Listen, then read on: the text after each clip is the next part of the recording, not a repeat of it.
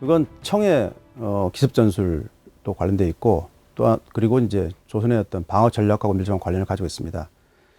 당연히 조선은 청이 공격할 경우에 서북 지역에서 방어를 포기하고 수도권 지역에서 결전하는 것을 그 군사 전략으로 세웠습니다. 후금은 그것을 알고 300명 정도의 어떤 그 선발대를 상인의 복장을 입혀가지고 한성을 향해 직접적으로 진군하게 됨에 따라서 조선의 통신 도달 속도보다 더 빠른 속도로 후금군이 선발대가 서울 주변에 도착하게 됩니다. 이 따라서 조선은 한성에 이미 한 수천 명의 군대가 있음에도 불구하고 큰 공황에 빠지게 됨에 따라서 강화로 가는 것을 포기하고 남한성으로 쫓기듯이 들어가게 되었던 것 같습니다. 남한산성은 청나라 군대에 완전히 포위됐다.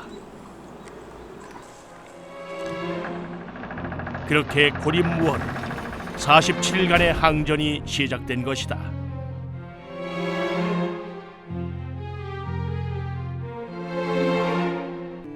그러나 비축해 둔 식량은 곡식 만여 섬과 간장 100여 독분.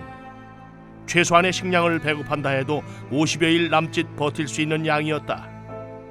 또 사실 남한산성에서는 별다른 준비는 없었어요. 물론 남한산성을 수축해가지고 군사 방어초로는 생각을 했지만 왕이 이곳으로 피난 오리라는 예상까지는 못했다라는 거죠. 원래는 강화도로 피난을 가려고 했는데 워낙 청군 선발대가 빨리 이 피난길을 막는 바람에 할 수 없이 대안으로 들어온 곳이기 때문에 또 하나는 남한성에 들어오려는 군사보다 예정된 군사도 많은 군사가 왕과 함께 들어오게 됩니다.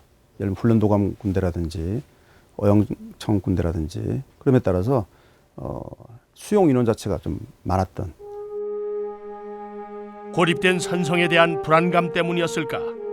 인조와 신료들은 왕실 가족이 미리 피신해 있던 강화도로 가려 했지만 결국 눈길과 혹독한 추위를 뚫지 못하고 행궁으로 돌아온다.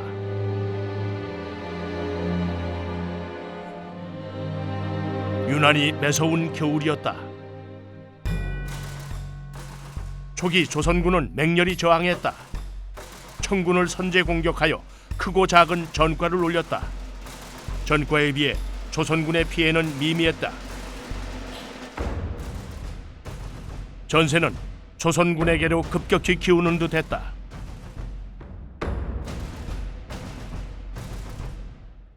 인조는 직접 수호장대에 나서 사기가 중천한 병사들을 격려하며 승리의 결의를 다졌다.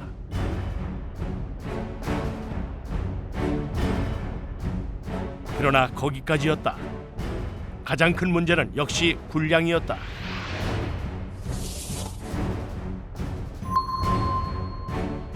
이대로 가다간 한 달도 채 버틸 수 없었다. 마지막 희망은 근왕군뿐이었다. 인조는 경상, 충청, 전라에 이른바 하삼도에서 군사들이 오기만을 손꼽아 기다렸다.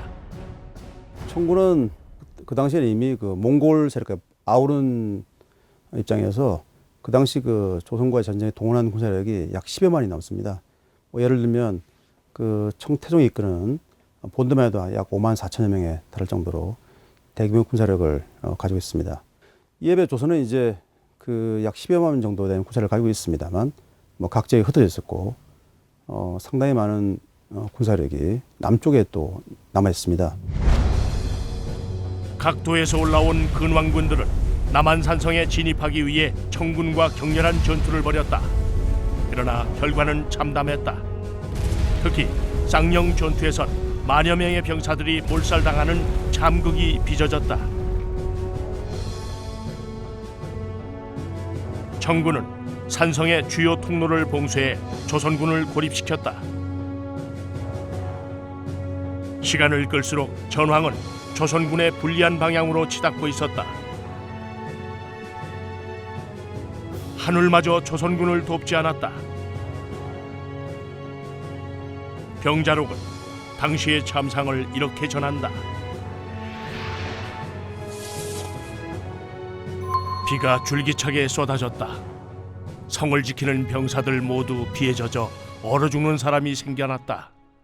그래서 이 기록 같은 데 보면 병사들도 추위에 벌벌 뜹니다. 그래서 뭐 이런 거적대기 같은 거를 해가지고 이 병사들에게 뭐 나눠주는 모습이라든가 워낙 식량 같은 것이 조달이 힘드니까 왕조차도 제대로 밥상을 받지 못하는 이런 상황이 뭐 연속되었고, 그래서 이때도 이 기록에 인조의 밥상에 한 번은 닭다리가 올라온 그런 그 일이 있었어요. 근데 인조가 그 닭다리를 보자마자 이게 어제까지 닭울음 소리가 들리던데 그 닭울음 소리가 오늘 아침에 안 들리는 걸 보니까 바로 이게 그 닭다리 아니냐 이러면서 정말 너무 슬퍼하면서 그 닭다리를 드시지 못했다라는 그런 정말 슬픈 그 일화가 있어요. 전우는 기우는데 어이없는 비보마저 들려왔다. 영의정 김유의 주장으로 북문으로 출정한 병사 300명이 적의 매복에 걸려 전멸하고 만 것이다.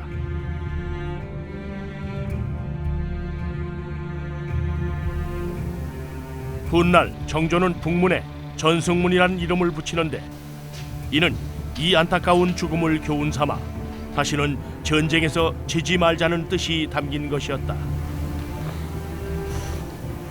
인조의 시름은 깊어갔다. 절망적인 상황 속에서 사람들은 작은 희망에도 동요했다. 병자록은 사람들의 모습을 이렇게 적고 있다.